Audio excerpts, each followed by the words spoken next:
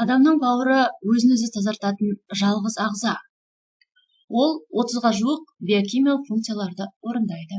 Десе де адамның күшімен тазалауды қажет ететін кездер де болады. Олай болса, осы және басқа да жолдар туралы бауырды тазалаудың керемет әдістерімен бүгінгі видеода бөлісеміз. Кей кезде емханаға немесе шипажайға баруға тура келеді. Оған уақыт тапшы болса, кейде қаржы мүмкіндік бермейді. Осындайда бірнеше маңызды ережелерді сақтай отырып, үйде бауырыңызға көмектесе аласыз.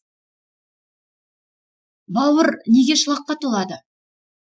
Бауырдың ең қауіпті жауы алкогольді ішімдік. Оның құрамындағы этил спирті ақуыздың синтезіне, көмірсулардың өзгеруіне және эногенді компоненттердің жойылуына жауап беретін дене жасушаларын бұзады. Осыған байланысты бауырда созылмалы қабыну пайда болады. Кей жағдайда токсикалық улану мен дәрі-дәрмектің әсерінен де бауыр ауырады. Дұрыс емес тамақтану да әсер етеді. Сіз шамадан артық тамақтансаңыз, майлы және тәтті тағамдар жесеңіз, қарныңызды фастфудпен тойдырсаңыз, онда бауырға салмақ түседі. Одан бөлек метаболикалық бұзылулар, семіздік және вирустық аурулар да бауырға зиян екенін ескеріңіз. Отырықшы өмір салтыда бауырдың жұмысынан айтарлықты бұзатынын біле жүргейсіз. Олай болса, бауырдың шылаққа толғанын қалай білеміз? Осыған тоқталып кетейік. Егер теріде проблема болса, жүрек айныса, қыжыл және кекіру мазаласа, іш қатса, ауызға ащы дәм келсе, онда сізге бауырыңызды тазалауға тура келеді деген сөз. Бауырды қалай тазалаймыз? Бауырды тазарту үшін дәрігерлер дәрі-дәрмек тағайындайды. Арнайы диета ұсынады. Ал егер үй жағдайында бауырды шлактан, токсиннен тазартуды таңдасаңыз, онда мына кеңестерді орындағаныңыз жөн. Тамақтану мәзіріңізді қайта жасауға тура келеді. Себебі тізімдегі қуырылған, тұзды, ащы және ысытылған тағамдарды, консервілерді, күшті ет сорпаларын сызып тастаңыз. Оның орнын көкөністермен, жемістермен, қышқыл сүт өнімдерімен байытыңыз. Бұл тағамдар өттің ағуын жақсартады. Көкөніс шырындары, сәбіз, қызылша және қияр бауырға өте пайдалы. Оларды араластыруға немесе бөлек ішуге де болады. 1-2 апта бойы күніне 2-3 рет жарты стақан ішсеңіз, бауырыңыз тазарады. Бауырды тазарту үшін сұйықтықты жеткілікті мөлшерде ішу керек. Күніне кем дегенде 2 литр ауыз суды тұтыну ұсынылады. Дәстүрлі медицинада көк шай мен шөп тұнбалары керемет көмектесетінін ұмытпағаныңыз жөн. Шөптер жинағы бауырды тазалауда өте таптырмас ем болып табылады. Соның ішінде жалбыз, мята жапырағы, ала тікен, растропоша жидегі, салаубас, бессмертник гүлі, бөрік қарақат тамыры, қайың жапырағы, итмұрын.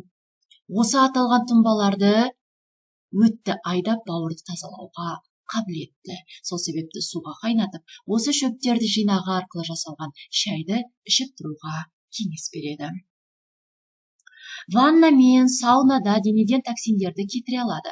Шамадан тыс терлеу арқылы токсиндер жойылады және тесіктер жақсы тазаланады. Осылайша сіз иммундық жүйені нығайтасыз. Су емін қабылдаудың алдын жылы су немесе өт айдайтын тұнба ішіңіз. Сонда нәтижесі өзіңіз ойлағаннан да керемет болады. Отырықшы өмір салты өттің тоқырауына себепші болады. Сондықтан спортпен айналысу және дене шынықтырумен айналысу маңызды. Көбірек таза ауада серуендеңіз, билеңіз және жүгіріңіз. Тамақтану және физикалық белсенділіктен басқа жақсы ұйқы да бауырдың саулығы үшін маңызды. Bir уақытта ұйқыға тырысыңыз. 6 сағаттан артық ұйықтаңыз. Бауыр ұйқы кезінде белсенді жұмыс істейді. Қандағы майларды кетіреді және улы заттарды шығарады. Ерекше белсенділік түнгі сағат 1-ден 3-ге дейін жүретінін ұмытпаңыз. Тазалау кезеңде Е және С дәрумендерін, сондай-ақ антиоксиданттарды қабылдау ұсынылады. Қосымша заттардың дозасы мен қолдану ұзақтығын емдеуші дәрігер ғана тағайындауы керек. Бауырды тазартудың әдістерін қолданып көргеннен кейін сіз өзіңізді жақсы сезінесіз және терідегі өзгерістерді байқайтын боласыз. Кімге бауырды тазалауға болмайды? Осыған назар аударайық. Холестит, панкреатит және гепатит кезінде бауырды тазалауға тыйым салынады.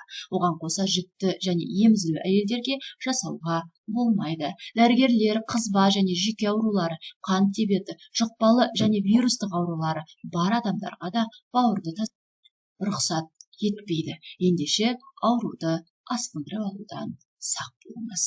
Осы жерде көрсетілген ережелерді орындап, өз денсаулығыңызға мұқият болуға шақырамыз. Денсаулық адамға берілген аманат екенін ұмытпағайсыз. Келесі видеода жолыққанша сау болыңыздар.